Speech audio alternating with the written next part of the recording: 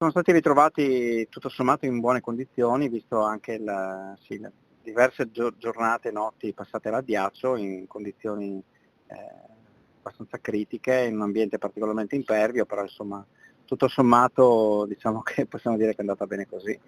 Esprime sollievo per il ritrovamento dei 2 escursionisti marchigiani dispersi sulle montagne tra Friuli Venezia Giulia e Veneto anche il presidente del Soccorso Alpino e Speleologico del Friuli Venezia Giulia, Sergio Boricelli. Marito e moglie, le cui ricerche erano state avviate ieri, lunedì, dopo l'allarme lanciato dai parenti che non avevano più loro notizie dal 1° luglio, sono stati ritrovati questo martedì mattina, intorno alle 6:30, sul col Cadorin, lungo il sentiero Marini, in una zona senza copertura di rete, a una quota di circa 1700 metri. Per le loro ricerche sono stati impiegati vari elicotteri e numerosi soccorritori tra vigili del fuoco, soccorso alpino e speleologico e guardia di finanza di entrambi i territori regionali. Erano partiti per un'escursione molto lunga, programmata giovedì mattina, giovedì della scorsa settimana, erano arrivati partendo dal rifugio Pordenone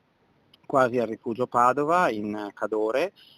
poi sono lungo la Val Montanaia, che è dove c'è il campanile Val Montanaia, poi sono scesi appunto in Cadore, dal rifugio Padova sono risaliti alla Forcella Spee e poi hanno imboccato un vecchio sentiero CAI, denominato Sentiero Marini, che ormai è dismesso da molti anni e che attraversa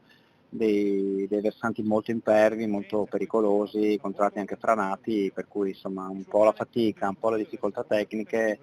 li avevano stremati e hanno fatto la cosa giusta alla fine, insomma, non insistere. Questi alcuni dei principali consigli rilanciati sul fronte escursioni dal presidente Boricelli. Sicuramente avvisare sui percorsi, in questo caso era stato fatto e questo ci ha permesso anche di concentrare le ricerche in quella zona, sapendo anche dei pericoli che ci sono in quei posti, utilizzare delle cartografie aggiornate, chiedere informazioni a persone conoscitrici dei luoghi, poi insomma essere anche un po' attrezzati per poter passare qualche ora, qualche giornata all'addiaccio.